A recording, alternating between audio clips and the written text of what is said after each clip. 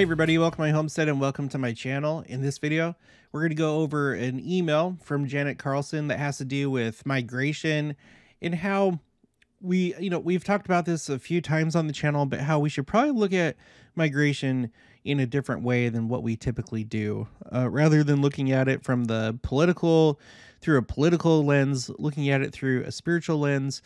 This is something that I've really been thinking about for the last few months. So we're going to read what she says here.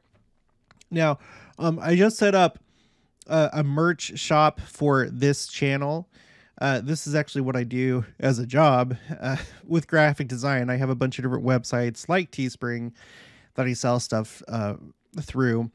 But I set up a shop specifically for the channel. So if you're interested, I don't have 10,000 subscribers yet. Once I do, then I can integrate this into YouTube itself. But for right now, there's just going to be a link below in the description.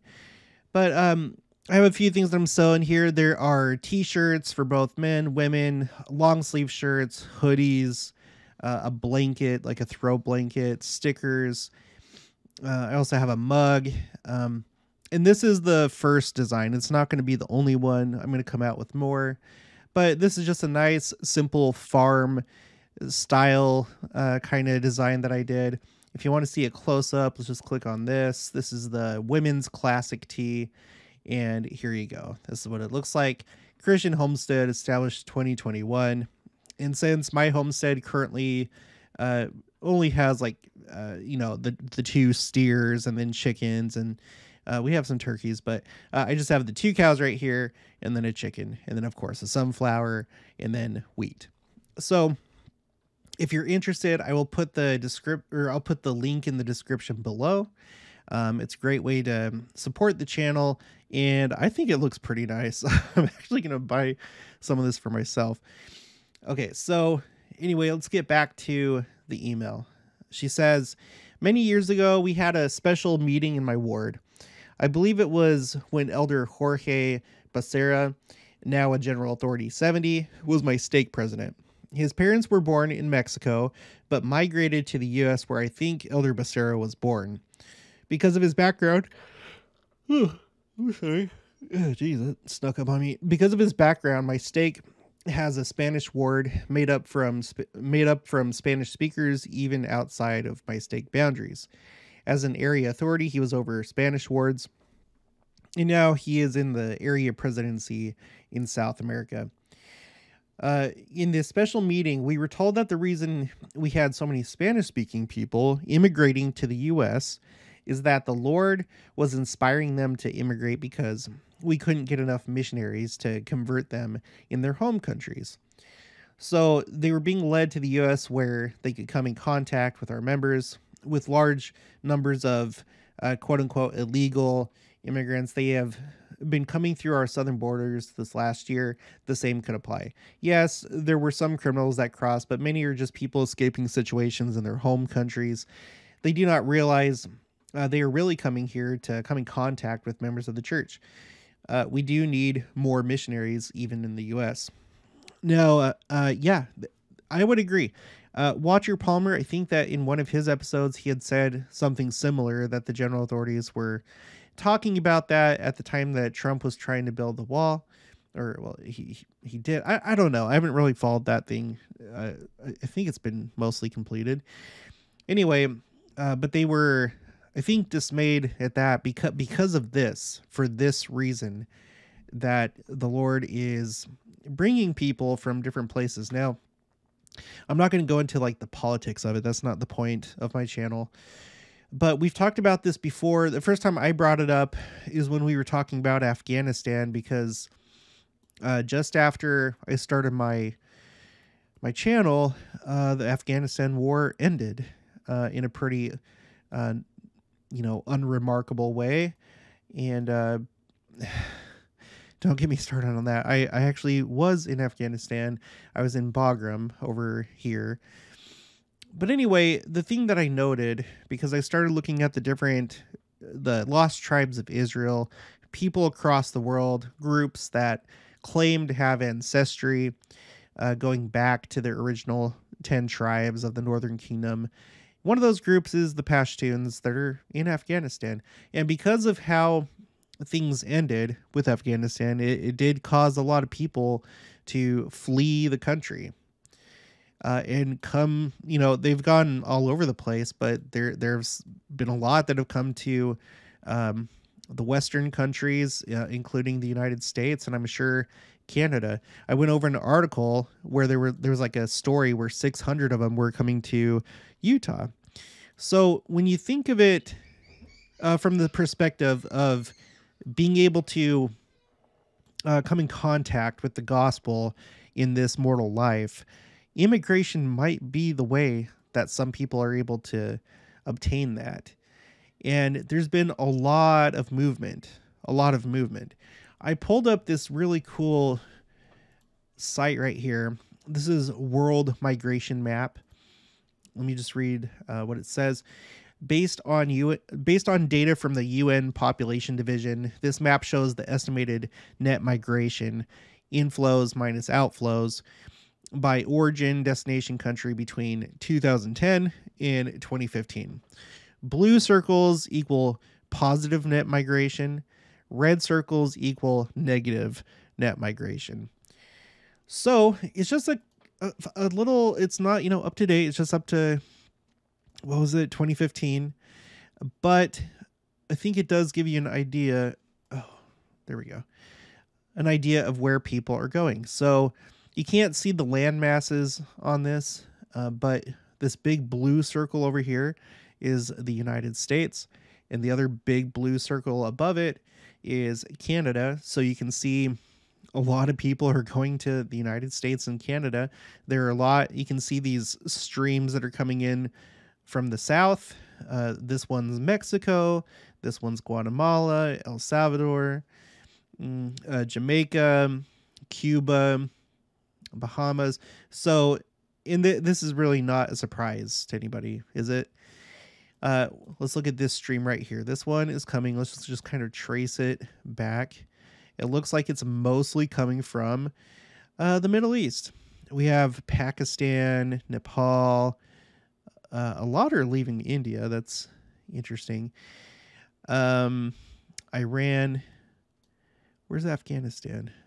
Well, Afghanistan we wouldn't see too much of a change until just last year anyway. But so we had the Arab Spring where a lot of people migrated to surrounding countries, but also like here's the big probably the excuse me, the biggest red circle on this map is Syria because of the Syrian civil war. And many of them have gone to Europe, especially the Western countries.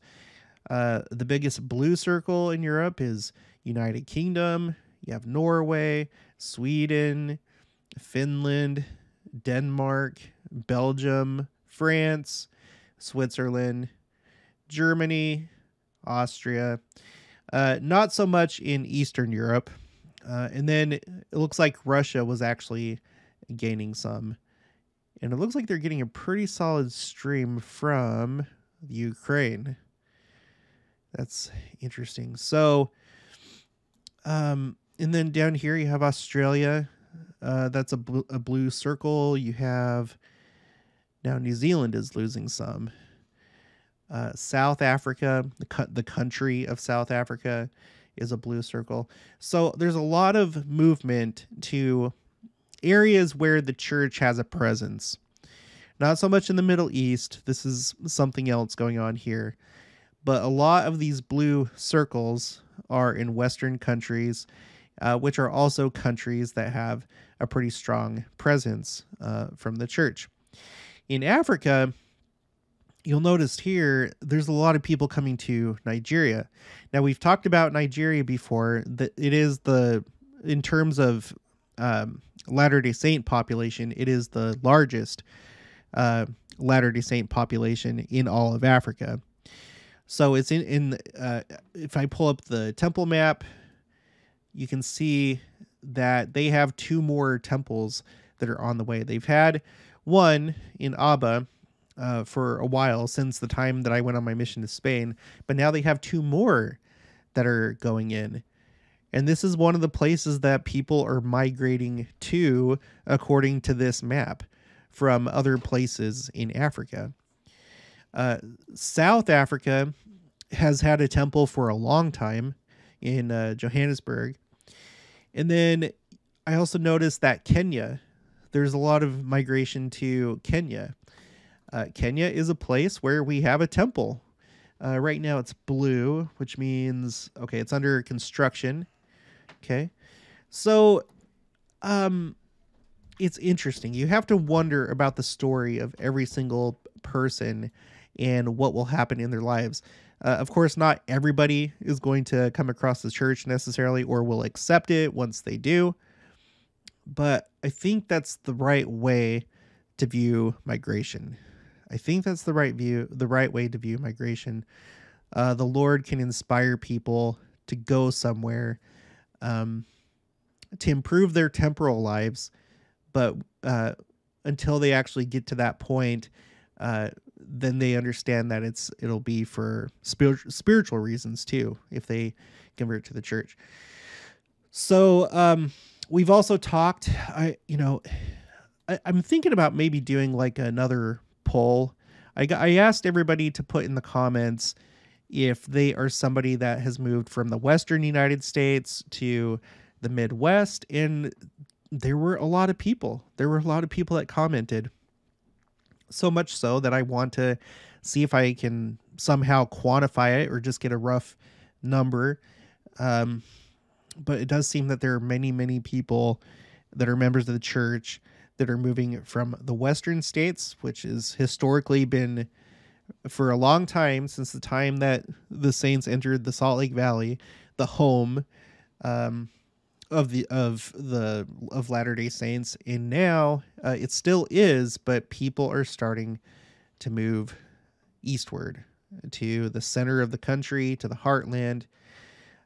There's been a number of people telling me that people have been moving to areas like around Andaman and far west, and also in the Kansas City area, on top of all the other people that have moved to Iowa, Kansas, which I am one of those, Arkansas.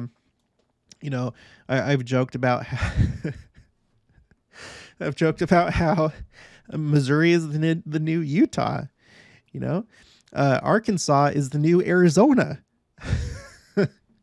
Louisiana is the new Mexico. The country Mexico. The new New Mexico is Mississippi. The new Colorado is Illinois. Okay, we're going to say Kansas is the new Nevada. Oklahoma is the new Southern California. I don't know why that cracks me up so much. It's really funny. Okay, just a couple more things I wanted to show you. I came across this website called Migration Policy Institute, and they have some interactive maps. So this one is largest refugee and asylum seeker populations by country of destination between 1960 to 2020. So starting back in 1960, sorry if you can't see this too well. Maybe I can zoom in. I don't necessarily like how this is laid out, but we're starting in 1960, and you can move along the timeline. So back then, everyone is moving to the United States. Now, just because there isn't a yellow circle doesn't mean that these other countries don't have people moving to them. The yellow circles are based on, well, I don't know, whatever. But look at this. 1970, state of Palestine, or in other words, Israel, it was at the top of the charts. People were moving to Israel because Israel had, within the last 30 years or so, 20 to 30 years, become a nation, and a lot of Jews were making aliyah, which is migration to Israel. Going back to 1960, United States was at the top of the charts, followed by Israel. So you can go forward in time, and you can kind of see who is picking up the most. This is refugees and asylum seekers. So it is not all migrants, refugees, and asylum seekers. So you can see this kind of changes throughout the years, but the United States is always, pretty much always a yellow dot over the United States. You have some over here. The most recent one, 2020, you have a bunch, or you have some in Germany, France. Okay, there's a lot of movement. Net number of migrants. This is another way to visualize it, and you can do the same thing. Blue means that they're picking up migrants. Orange means that they're losing. So it also has this kind of like timeline that you can click through, and just, you know, pay attention to the countries on the map. Of course, United States is in dark blue. Over here, you can't really click on it, or there's the Palestinian. They're well, in 1950 they're actually losing, but that's going to change. So you go through the years, the map updates, and it's pretty much the same story. The Western countries are the ones that pick up more migrants, and the more oppressive areas. And believe me, please don't start the secret combination conversation, or, well, that's what the mainstream said. Just please don't. I know. Okay, I know. I've done videos about secret combinations, Gadiat and robbers, and I understand that there are the complexities of the nations that we're commanded to actually learn about in the Doctrine and Covenants. I know, but I'm not going into the nitty-gritty of all that. Okay, there's with everything, sometimes there's truth, sometimes there's lies. I'm just going with the mainstream thing here. It serves our purposes. We don't need to get all nitty-gritty. So you can slide through this and, you know, see what's going on. As of right now, well, it's taking a minute to load. Russia is actually gaining in a lot of these maps in more recent times. Here's another one here. I'm actually not gonna.